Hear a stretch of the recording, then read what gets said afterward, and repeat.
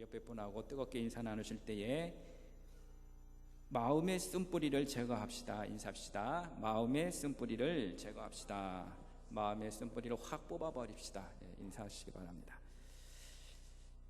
히틀러가 유대인 600만 명을 학살한 사건이 있습니다. 왜 그랬느냐? 어릴 때 유대인으로 받았던 그 상처가 그 히틀러의 마음속에 자리를 잡고 있어서 그 마음속에 이 분노의 쓴뿌리가 자리 잡고 있었기 때문이었어요. 사실 이 유대인에 대한 이 분노의 쓴뿌리가 그 엄청난 일을 저지르라고는 아무도 상상을 못했습니다. 여러분, 쓴뿌리는 자신뿐만 아니라 다른 사람의 인생을 황폐하고 불행하게 만듭니다. 그래서 내 마음속에 있는 이 쓴뿌리를 치유하지 않고 제거하지 않으면 누구도 행복한 인생을 살아갈 수가 없는 거예요. 더군다나 우리는 특별히 하나님의 자녀로 살아가기가 어렵습니다. 그래서 쓴뿌리에는 이 분노뿐만 아니라 참 여러 가지가 많이 있어요. 내 안에 있는 늘 언제나 가지고 있는 이 외로움, 또 슬픔, 또 내 마음속에 미래를 알지 못하는 그런 두려움, 불안함, 심지어는 좌절감, 낙심, 죄책감, 수치심, 열등감, 너무나 다양한 종류들의 쓴뿌리가 우리의 심령에 자리를 잡고 있다라는 거예요. 몇 년 전에도 이 한국에서 이 국립대학교의 현직 총장님께서 자살을 해서 한국 사회에 큰 충격을 주었던 경우도 있었습니다. 그런데 그분의 유서에 기록된 것을 가만히 보면은 이 삼자로부터, 사람들로부터 받게 될 그 수치심, 내가 받게 될 두려움, 그것이 그를 죽음으로 몰아갔다는 것을 짐작할 수가 있습니다. 여러분, 오늘날 수많은 자살자들은 남이 알지 못하는 그 마음속에 쓴뿌리를 가지고 있어요. 외로움, 슬픔, 절망, 두려움, 수치심, 죄책감, 무가치함, 이것들을 해결하지를 못하고 죽음을 택하는 그러한 사람들이 많습니다. 그래서 이 쓴뿌리의 치유를 여러분 해야만 건강하고 성숙하고 행복한 삶을 우리가 누릴 수가 있는 겁니다. 근데 중요한 거는 우리가 어느 누구든지 어느 사람이든지 살아가면서 상처를 받지 않고 살 수는 없다라는 거예요. 누구든지 크든 작든 어떤 종류든지 다른 종류든지 나는 마음의 상처를 받고 살아갈 수밖에는 없습니다. 우리가 흔히들 생각하기는 내가 남으로부터 상처를 받는다고 생각을 합니다. 물론 내가 남으로부터 상처를 받았다고 한다면 남으로부터 상처를 받는 경우가 대부분이겠죠. 그러나 나에게 상처를 주었다는 그 사람의 얘기를 들어보면 그 사람도 상처를 받았다고 하는 사람으로부터 자기도 상처를 받았다고 하는 경우가 많습니다. 이게 어떻게 된 건가? 또 실제적으로 상대방이 나에게 상처를 준 것이 아닌데도 내가 오해를 했다거나 또 곡해해서 받아들였다거나, 그래서 내가 꼭 그 사람으로부터 상처를 받았다고 하는 그런 생각하는 경우들도 있다라는 거예요. 왜 그렇습니까? 사람들은 역시 내 중심적으로 생각하기 때문에 그런 것 같습니다.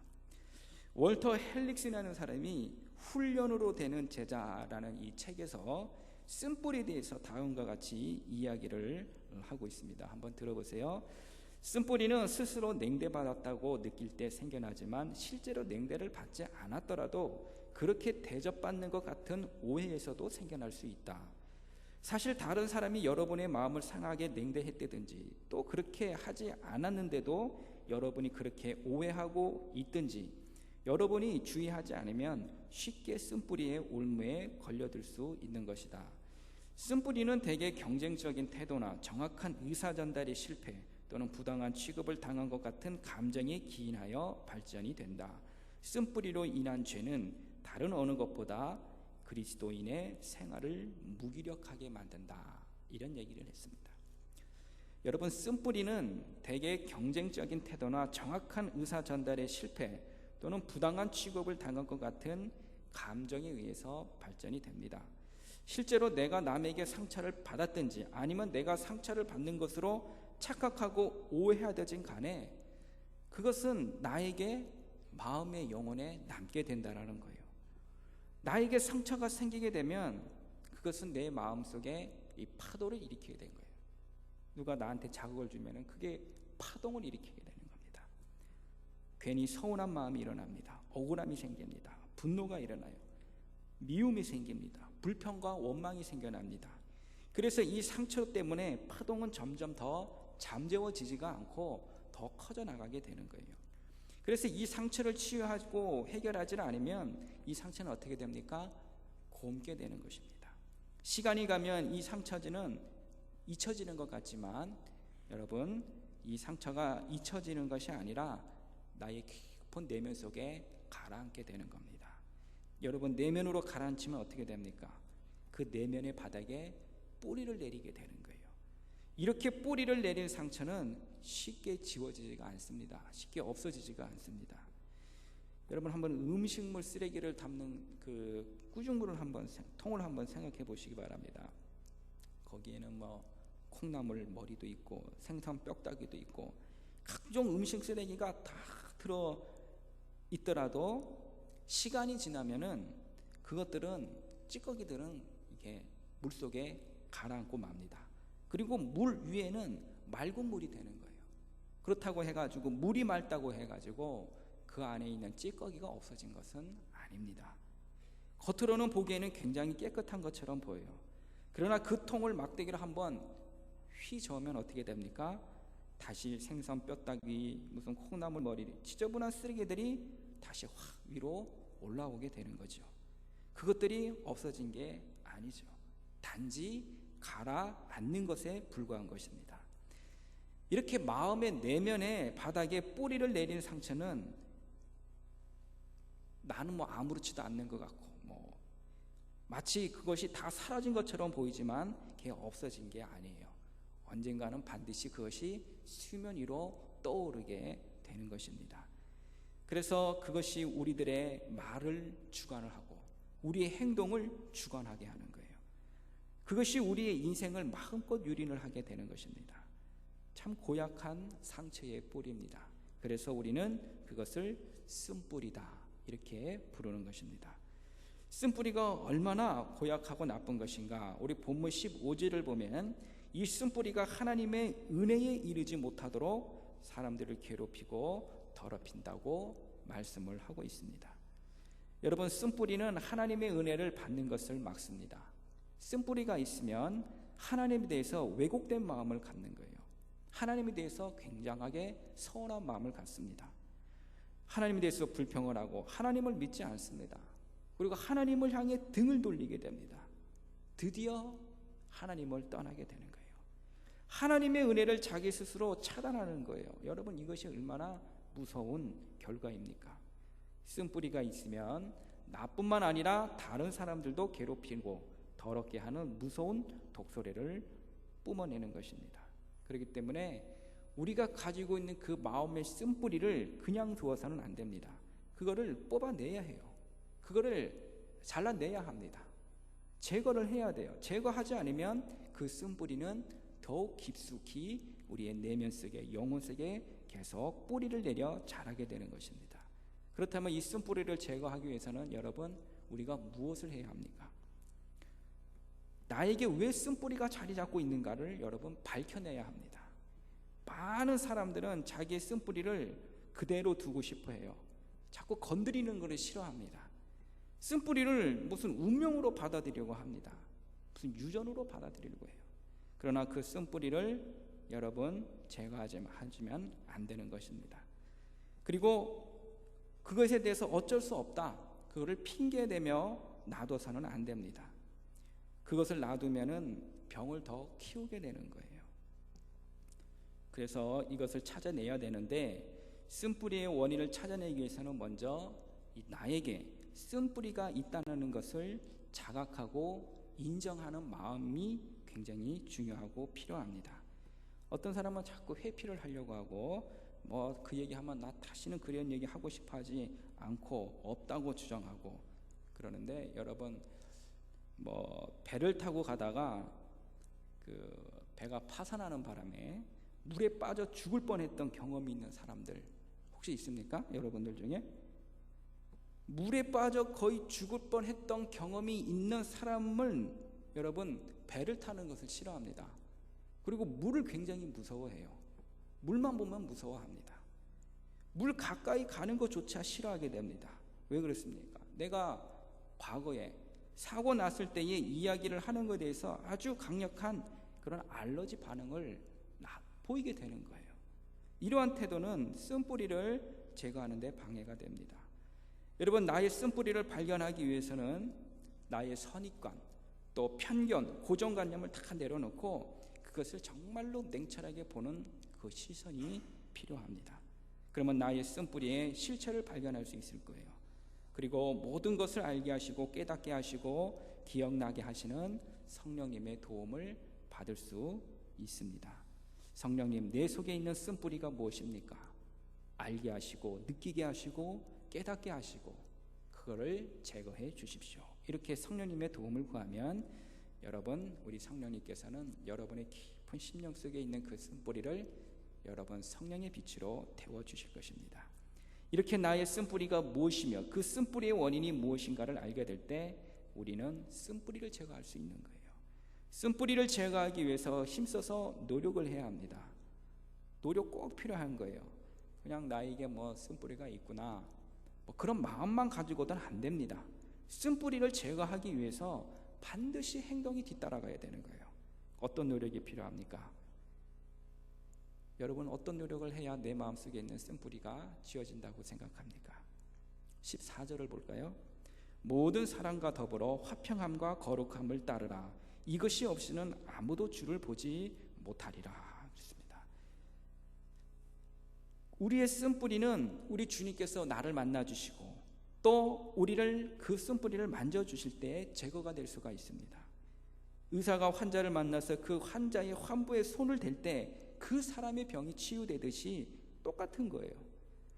그런데 우리가 주님을 만나고 주님을 볼 수 있는 가장 좋은 환경이 여러분들에게 있어서 가장 좋은 환경이 뭐냐면은 신앙의 공동체입니다. 그래서 14절에 보니까 그 사람의 쓴뿌리는 모든 사람과 더불어 라고 표현을 합니다. 이 모든 사람과 더불어 이 환경 속에서 제거될 수 있음을 말씀하고 있는 거예요. 그래서 화평이라는 것은 혼자서는 이루기가 힘듭니다. 또 주님의 거룩함을 이루기가 쉽지 않아요. 그래서 함께하는 이 신앙의 공동체가 굉장히 중요합니다. 어떤 자매님이 있었어요. 근데 이 자매님이 결혼을 했는데 이 자매님이 결혼하기 전에는 참 신앙생활 잘했습니다.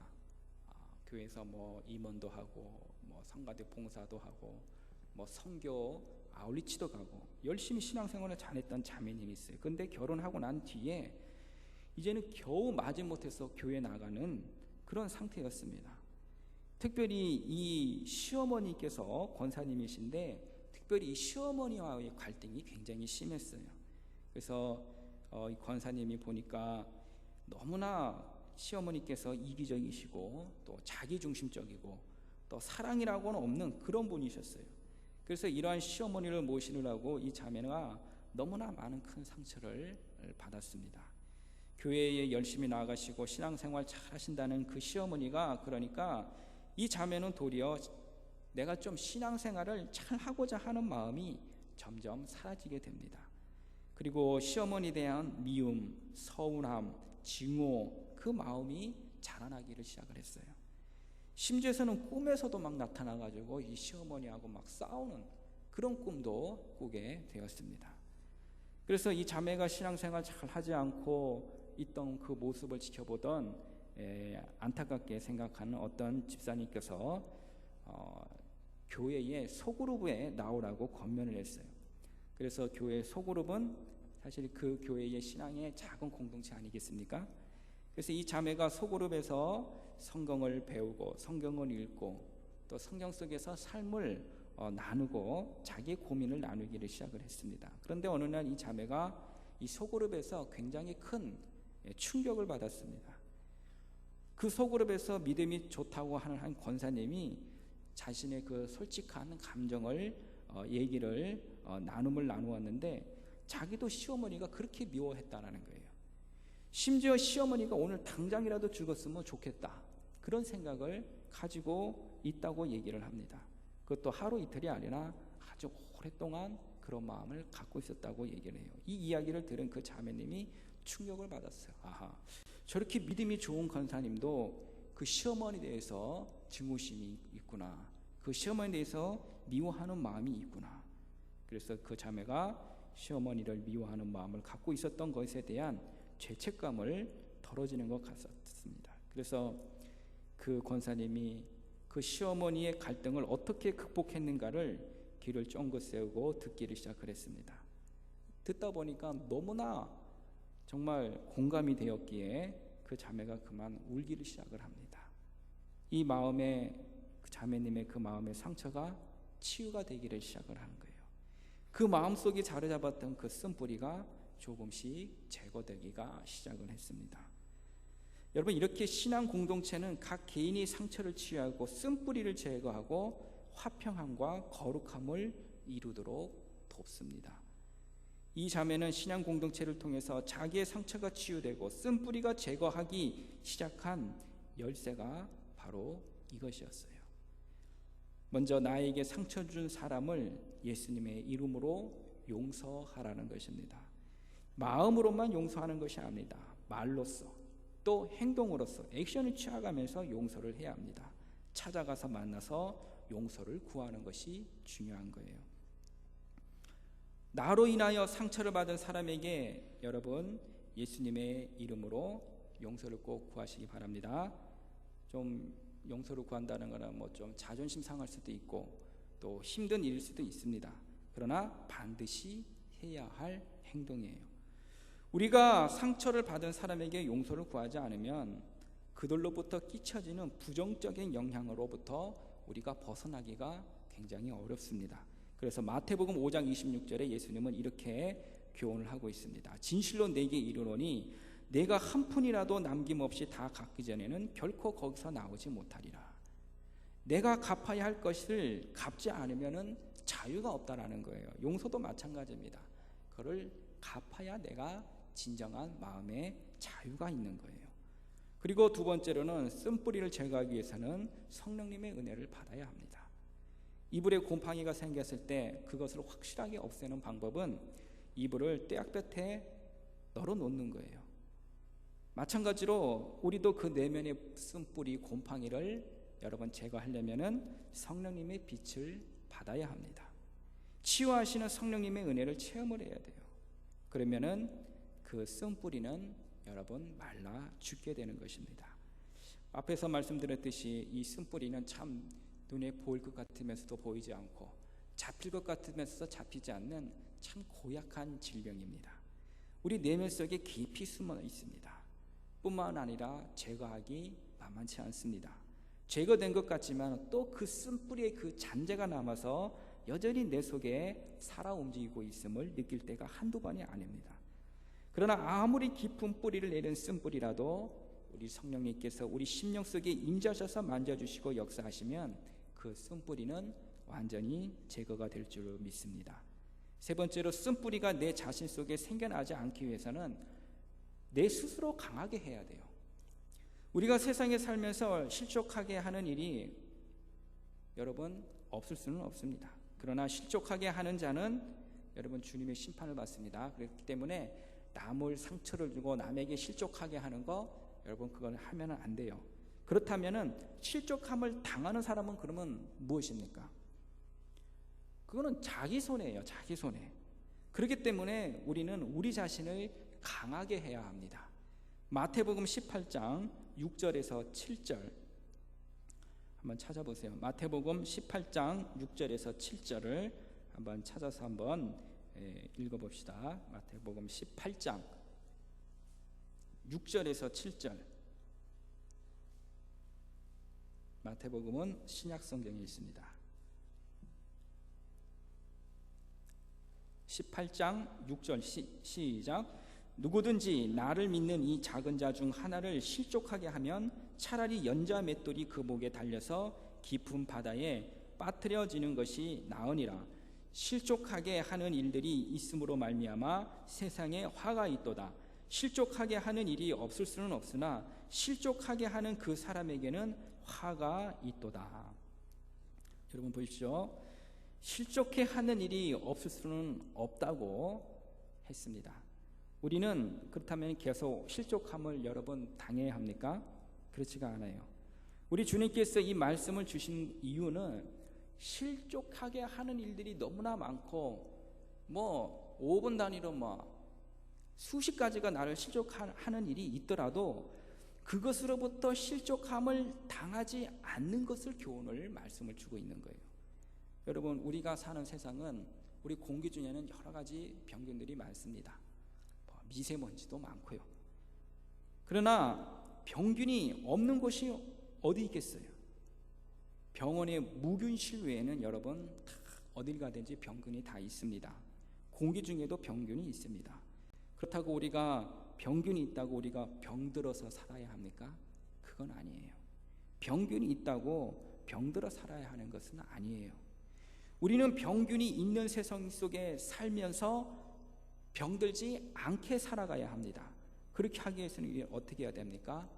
나 자신을 강하게 해야 돼요. 건강해야 합니다. 면역력을 증강시켜야 해요.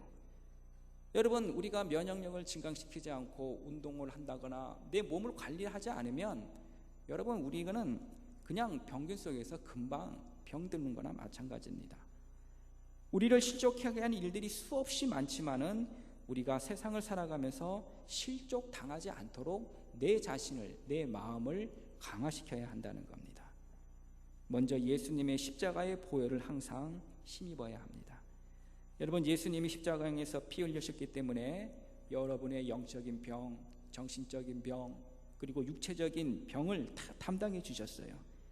그렇기 때문에 우리 예수님의 보혈의 피를 믿을 때, 그 힘을 믿을 때 나에게 상처를 주려고 하는 것들, 나를 실족하게 하려는 것들을 에서부터 보호하며 지킬 수가 있는 것입니다. 여러분 우리 속에 쓴뿌리가 있다면 반드시 제거해야 합니다. 왜냐? 다른 사람에게 상처를 줄 수가 있기 때문이에요. 그리고 그 쓴뿌리가 있는 한 우리는 하나님의 일꾼으로 온전하게 쓰임받을 수가 없습니다. 마귀에게 내 자신을 내어주는 안타까운 일들이 발생할 수가 있습니다. 우리가 주신 하나님 말씀을 잘 새기시면서 순종해서 여러분의 자신 속에 있는 그 쓴뿌리를 찾도록 여러분 그거를 인정을 하셔야 합니다. 그걸 인정을 하고 그거를 드러내셔야 하는 거예요. 그걸 내가 없다고 자꾸 부인을 해서는 안 됩니다. 있는 것을 인정을 하고 적극적으로 찾아서 제거하는 행동을 해야 돼요. 어떻게 해야 됩니까? 내가 형제와 자매의 관계가 서먹하고 상처 주는 일이 있었던 것들은 용서를 하고, 그래야 내 마음속에 쓴뿌리가 여러 번 치유가 될 수가 있습니다. 그리고 중요한 건 우리 예수님의 십자가의 보혈을 항상 의지를 해야 합니다. 예수님의 보혈은 여러분의 영적인 거, 정신적인 거, 육체적인 병들을 다 담당해 주셨기 때문에 그 피의 능력을 힘입어야 우리가 쓴뿌리를 제거할 수가 있습니다. 병든 사람이 그 병을 나만 갖고 있을 때는 치유할 수가 없습니다. 의사의 손에 반드시 맡겨져야만 내 아픈 환부가 치유되는 것처럼 여러분이 가지고 있는 쓴뿌리가 나만 가지고 있을 때는 반드시 치유가 될 수가 없는 거예요. 성령님이신 하나님께 빛을 비춰주시고 만져주시고 그 환부를 다스려 주셔야만 그 쓴뿌리로부터 치유되고 자유함을 얻을 수가 있는 것입니다. 오늘 여러분 청년들의 마음속에 어떤 뿌리든지 쓴뿌리든지 여러분 찾아내셔서 성령님의 도우심으로 치유하고 또 회복되는 은혜가 있기를 우리 예수님의 이름으로 축복을 드립니다. 기도하시겠습니다. 고마우신 아버지,